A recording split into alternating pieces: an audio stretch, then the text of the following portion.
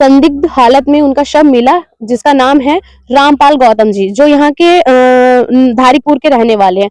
वो अमित गुप्ता जी के यहाँ, जो कि यहाँ चैनपुर के हैं, उनके घर पर पेड़ की छटाई करने गए थे, नीम के पेड़ की छटाई करने। उसके बगल से एक तार गया था, जो कि जो बड़ी बड़ी तारें जाती, शायद 11,000 का था कि 33,000 का, ये मुझे अभी नहीं मालूम है।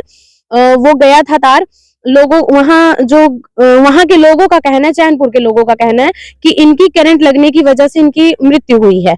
लेकिन घर वालों का कहना है कि अगर मृत्यु किसी भी तरीके से हुई थी तो हमें क्यों नहीं सूचना मिली। सबसे बड़ी बात यह है कि रामपाल जी जब खत्म हो गए तो ये चीज प्रशासन ने घर पर क्यों नहीं बताया, और वहां के जो अमित गुप्ता है उनके घर वालों ने ये क्यों कहा, या अमित गुप्ता जी ने ये क्यों कहा कि ये लावारिस है, इसका कोई नहीं है, इसको थाने पर ले जाइए, चाहे जहां ले जाइए। और जब घर वालों को, यहाँ के प्रधान को पहले सूचना मिलती है, प्रधान जी जो यहाँ के हैं विजय पटेल हैं, विजय राज पटेल जी हैं, उनको भी इस चीज की सूचना मिली, लेकिन वो इस चीज को घर पे नहीं बताए उनके। और जब घर वालों को पता चला 6 बजे शाम को, क्योंकि वो 2 बजे ही गए थे यहाँ से, जब घर वालों को 6 बजे पता चला तो घर वाले आना फानी में दौड़ते हुए गए। पहले सीएससी पे, यहाँ जो सुजानगंज में है सीएससी, वहां पर गए। वहां पर उनको उनका शव नहीं मिला, तो वो थाने पर गया था। थाने पर से पता चला कि वो जौनपुर सदर के लिए ट्रांसफर, उनके शव को ले जाया गया पोस्टमार्टम के लिए। तो घर वालों का ये आरोप है कि प्रशासन वालों ने हमें क्यों नहीं बताया, हमें पंचनामा अगर कर रहे थे तो हमसे क्यों नहीं पूछे, एक बार ले जाते टाइम हमें क्यों नहीं बताया। तार है, उन्होंने मतलब उनसे मतलब बिजली का तार है, मेन तार है जो हाईवे पे लगा रहता है। तो उन्होंने ये उनसे बोला कि मतलब इसे तार कटवा दीजिए। इन्होंने रामपाल, हमारे मौसा जी बोले, रामपाल जी बोले, वो रामपाल ने बोला कि इसे तार को हटवाइए, यहाँ से मतलब करंट है। वो लोग बोले लाइट इस टाइम नहीं है, उन्हें पेड़ पे चढ़ा दिया गया और वो पेड़ पे चढ़ के सारे टहनियां काट दिए। ये एक रह गया था, वो भी काट रहे थे। वो लाइट के चपेट में आए, कैसे आए, उस टाइम वो पत्थर पे गिरे, उनकी डेथ हुई कि नहीं हुई। कुछ लोग उठा के उनके घर के ले गए अंदर काफी देर तक उन्हें रखे रहे। वहां से फिर ले गए उन्हें हॉस्पिटल, और मौके पे सिर्फ प्रधान जी को सोचना आया था, जो प्रधान जी हमारे घर सोचना देने में लेट कर दिए। प्रधान जी कौन है आपके यहाँ के? प्रधान जी कौन है बेटा? विजयराज पटेल। विजयराज पटेल जी को पता थी कि उनके पास सोचना आया था, और वो किसी को सोचना नहीं दिए। जब तक सोचना हम यहाँ तक पहुँचा तो बॉडी हॉस्पिटल से जा चुकी थी थाने पे। थाने पर से ये लोग लवारिस घोषित करके बॉडी को जौनपुर कर दिए। तो हम यही कहना चाहते हैं प्रशासन से कि हमारी बॉडी हमारे बिना परिवार के पहुंचने से पहले क्यों बॉडी ले गए जौनपुर पोस्टमार्टम घर पे। तो मतलब क्या प्रशासन की मिली भगत से सब? जी, प्रशासन से, अगर प्रशासन चाहते हैं तो हम लोग आते, जब भी हमारी बॉडी ले जाते ना। वो अनाथ तो थे नहीं कि उनकी बॉडी उनके पास कोई है नहीं। अमित गुप्ता नहीं जानते थे कि उनके पास बच्चे हैं, परिवार है? अमित घर पे आते थे, तो मतलब उस दिन ना ही फोन नहीं किए, ना ही घर पे आए। घर जानते हैं, घर यहीं पे, और हम लोग को भी जानते हैं अच्छे से। और अब तक अमित गुप्ता भी डायरेक्ट आके सोचना नहीं दिए हैं कि मतलब कि ऐसा मतलब यहाँ घटना हो गई है, घर पे कोई सोचना वो नहीं दिए हैं। सबसे बड़ी अमित गुप्ता की है। प्रशासन के पास अमित गुप्ता है कि नहीं है, ये भी अभी तक हमें पता नहीं है, क्योंकि अमित गुप्ता का हम लोग मांग कर रहे हैं कि वो हमारे सामने आए और सारी घटना के बारे में हमें जानकारी दी। वो अब तक घटना के बारे में कुछ भी नहीं बताए। वहाँ की जो अफवाहें हैं, हम लोग गए थे वहां पर, उन लोगों ने जैसे कुछ लोग बताए कि पेड़ काट रहे थे, लाइट मतलब जो थी वो नहीं थी उस टाइम, लोग ये बता रहे हैं वहाँ के। तो आप बोल रहे हैं लाइट है। मैम, अगर लाइट नहीं थी, एक मिनट, अगर वो लाइट नहीं थे मैं मानती हूँ, वो गिरे, उन्हें मतलब हादसा हुई है, उसी टाइम खत्म हो गए या कुछ टाइम बाद खत्म हुए हैं, तो हमारे घर सोचना देना चाहिए कि नहीं देना चाहिए। हमारे मट्टी को उठा के हॉस्पिटल क्यों ले गए? हॉस्पिटल चलो, अगर इंसानियत के नाते ले गए हो तो वो बॉडी क्यों ले गए तुम पोस्टमार्टम करवाने के लिए? हमसे भी ना पूछे। हमारे पास इतने सारे परिवार थे ना, हमसे पूछना चाहिए था ना। हमारी मौसी जी खत्म हो चुकी है बहुत पहले, बच्चे छोटे छोटे थे, और अभी एक बड़ा वाला लड़का उनका विकलांग है। अब हमारे मौसा जी कमा के उन्हें खिला रहे थे, वो भी चले गए। अब आप बताइए हमारे उन तीनों बच्चे को कौन सहारा देगा?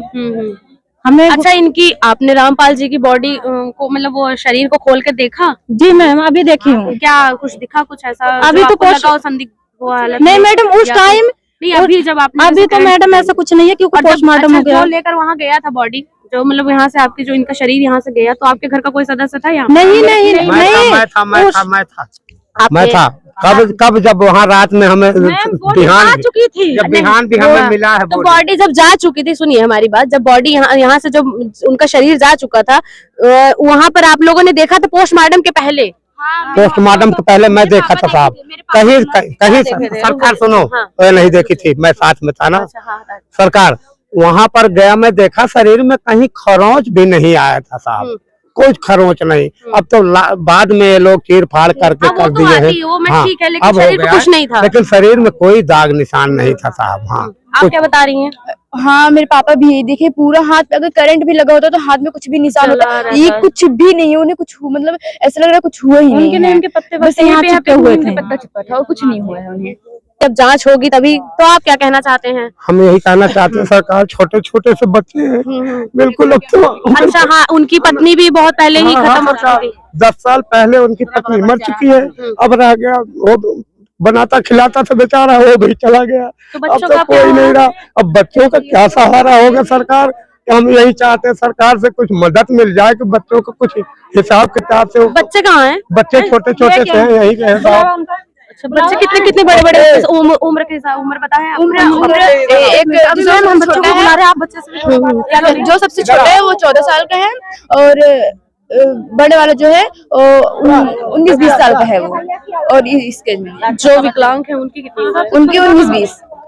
अच्छा ये बेटा है, ये सरकार यही बेटा है, सबसे छोटा है ये बेटा है, सबसे छोटा बेटा। क्या नाम है बेटा आपका? विशाल। आप ये भी नहीं नंबर में आपका क्या नाम है? सूरज।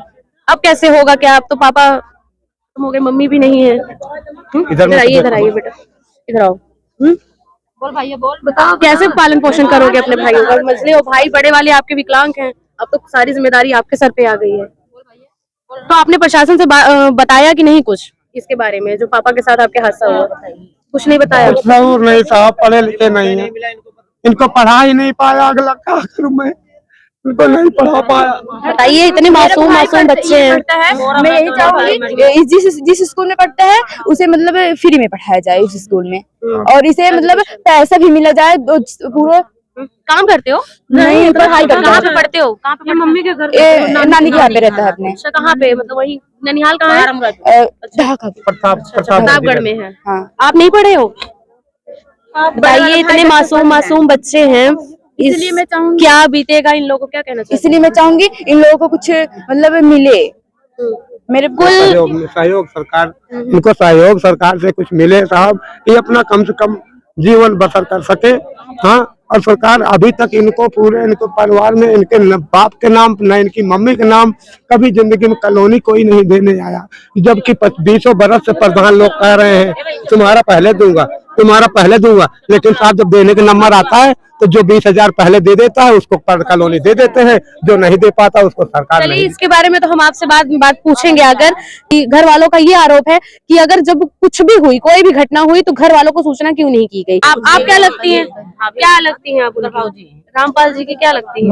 भाभी है। तो ये बताओ का पूरा मैटर कैसे शुरू हुआ, कैसे पता चला कि उनका? आप बताने दीजिए। मैटर ऐसे शुरू हो गया शनिवार के 2 बजे के आसपास रामपाल के अमित गुप्ता बुलाए। अमित गुप्ता के हाय जहाँ काम करें सुजानगंज के अमित गुप्ता। हाँ, तब बुलाएं कहाँ थोड़ा काम है, आगे रामपाल काम कर दीजिए।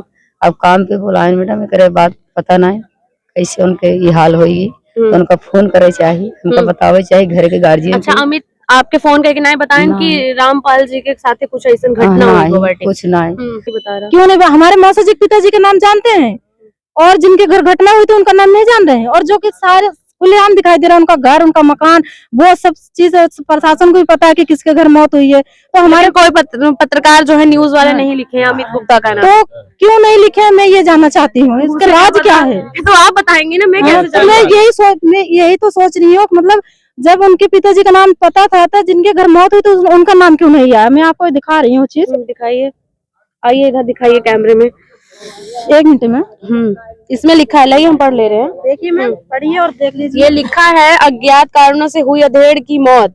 सुजान शनिवार को चैनपुर में पेड़ की टहनियों की छटाई करते समय रामपाल गौतम पुत्र स्वर्गीय दारिका गौतम उनके पिताजी का नाम यही है, द्वारिका क्षेत्र में महात्म पसरा। अच्छा, जिसके घर पेड़ की छटाई करने के, तो उनका घर का नाम नहीं लिखा हुआ है? आप देख लीजिए इसमें प्रसाद, उनके पिताजी का नाम है यहाँ पे। ये देखिए उस पे डाला गया है फेसबुक पे।